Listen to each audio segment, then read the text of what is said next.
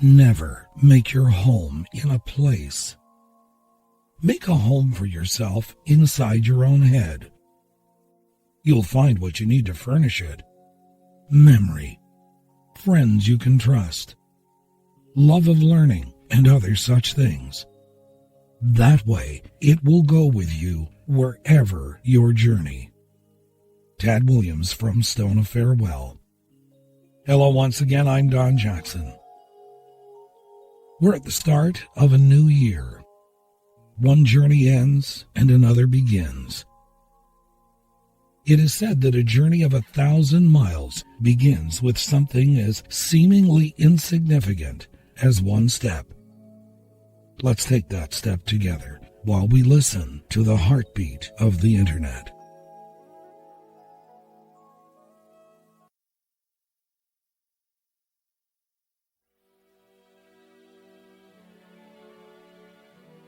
Our journeys through life are made easier when we have someone to share the road with.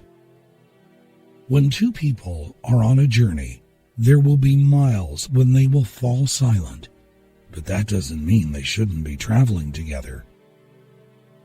An excerpt from the CBS television series Touched by an Angel called When an Angel Speaks, compiled by executive producer Martha Williamson. It's a fireside book published by Simon & Schuster.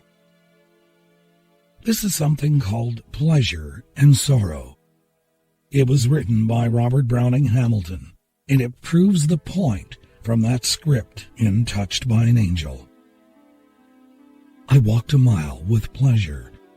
She chatted all the way, but left me none the wiser for all she had to say. I walked a mile with sorrow, and ne'er a word said she, but oh, the things I learned from her when sorrow walked with me.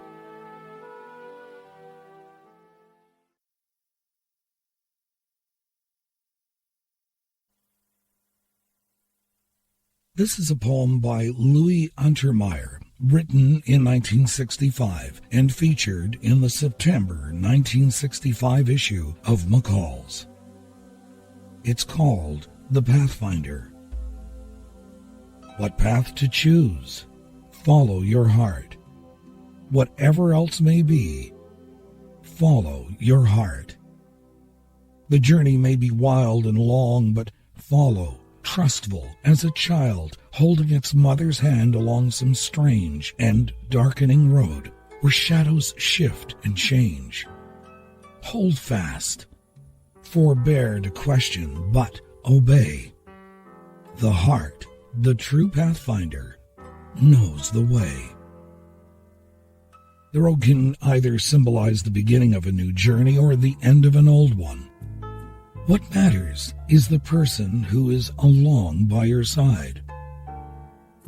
Someone once said, what we find in a soulmate is not something wild to tame, but something wild to run with.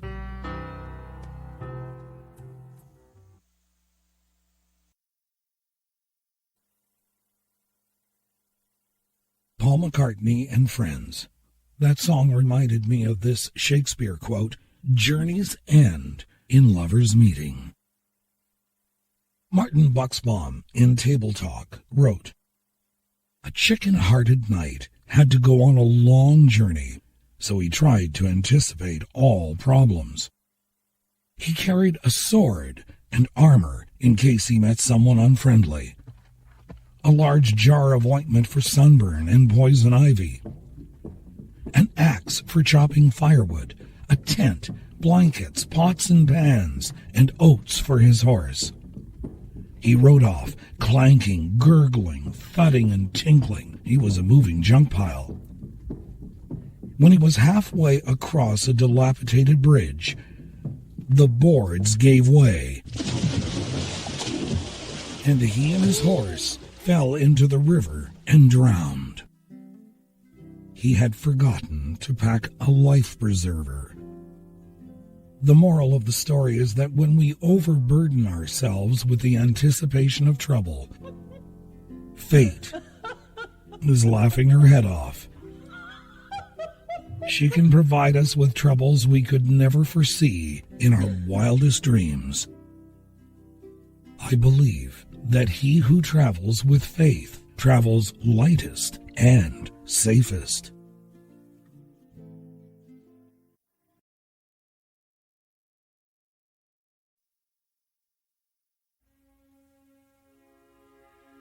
The knight in Martin Buxbaum's tale did not know how to travel light and safe, but the travelers in The Lord of the Rings did. It's a classic tale about a ragtag group of travelers who take a journey to return a ring to the fire from which it was forged and find something along the way even more important: fellowship and friendship. Lessons we all have to learn ourselves on the road of life. This is an excerpt from that journey. The road goes ever on and on, out from the door where it began. Now, far ahead, the road is gone. Let others follow it who can. Let them a journey now begin. But I, at last with weary feet, will turn towards the lighted inn, my evening rest and sleep to meet. This excerpt from Tolkien's Lord of the Rings reminds us to ensure that we get enough rest along the way. It helps to be clear-headed so that we can bring perspective to our journey. Francis Gay has the perfect example of this, and I quote, "Entertainer Eddie Cantor, born in 1892, was an early and hugely popular star in the infant spheres of cinema and radio. But instead of just sitting back and enjoying his fame and fortune, he used his renown for good and, amongst other things, raised large sums of money to combat polio. He is quoted as saying, 'Slow down and enjoy life. It's not the only scenery you miss by going too fast. You also miss the sense of where you are going and why.'" End quote. Here's a journey that led to the one that was made in The Lord of the Rings.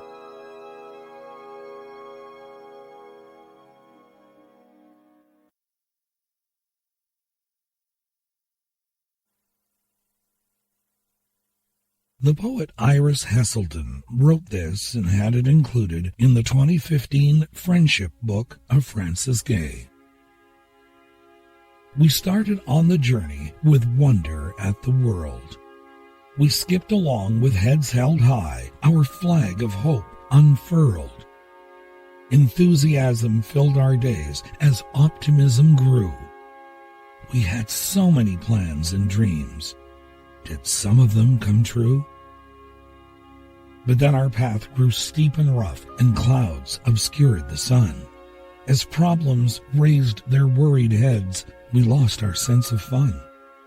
But love was there through troubled times to ease the hurt away. With caring hands and gentle touch, it helped us through each day. So as the road goes winding on, step bravely, mile by mile. Through sun and showers, hope and joy, the journey is worthwhile." I'm reminded of a superstition about June weddings. It's from the book IV.Wed, compiled and edited by Pat Ross. And this excerpt was from L.E. Howell Glover's Dame Curtsey's book of novel entertainments for every day in the year, originally published in 1907. And I quote, "Merry when June roses blow, over land and sea you'll go." A life of travel, in other words. But I hope it's not all for business. Let it be to some romantic places, and may good luck follow you on your journey. And let's hope there are a few surprises along the way.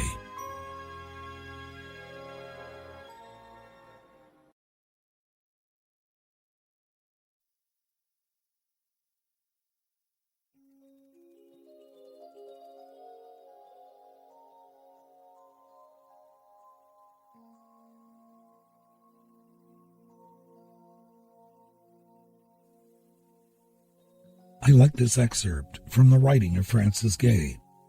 He was remembering a quote from Christopher Columbus. Now, Columbus may not have been the first to discover the Americas, but he did learn something from his voyages. Gay quotes Columbus as saying, "You can never cross the ocean unless you have the courage to lose sight of the shore." As Gay said, the majority of us will never undertake a great exploration or an epic journey, but life itself can be quite an adventure. When the future looks to be filled with uncertainty and you are not sure what lies ahead, remember the intrepid explorer and his great courage. Now and then we need to lose sight of the shore and sail out into the unknown. Who knows what new worlds and wonderful things we may discover.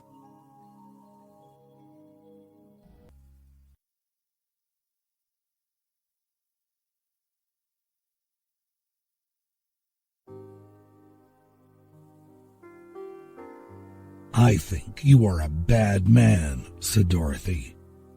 "Oh no, my dear. I'm really a very good man, but I am a very bad wizard, I must admit." "Can't you give me brains?" asked the Scarecrow. "You don't need them. You are learning something every day. Experience is the only thing that brings knowledge, and the longer you are on Earth, the more experience you are sure to get." As Michael Patrick Hearn said in the annotated Wizard of Oz of the Centennial Edition and published by W.W. Norton and Company, and I quote, "The value of their journey to the Great Oz does not lie in the gifts of a brain, a heart, and courage. The journey itself is more important than its conclusion, for it forced them to discover within themselves what they always possessed. They just had to test these virtues through experience. They learned how to use the gifts of the Great Oz, and in doing that, they never really needed what he had to give them." Dorothy does not quite know the truth of what she is saying when she tells the Scarecrow, "If Oz will not give you any brains, you will be no worse off than you are now." He is better off now, for through testing his intelligence on the journey, he knows how to use a brain. The words of Michael Patrick Hearn. Catherine Sharp quoted in Simple Abundance, A Daybook of Comfort and Joy by Sarah Bon Brannock, said, "Sometime in your life you will go on a journey. It will be the longest journey you have ever taken. It is the journey to find yourself." Good night, sweet dreams. I'm Don Jackson.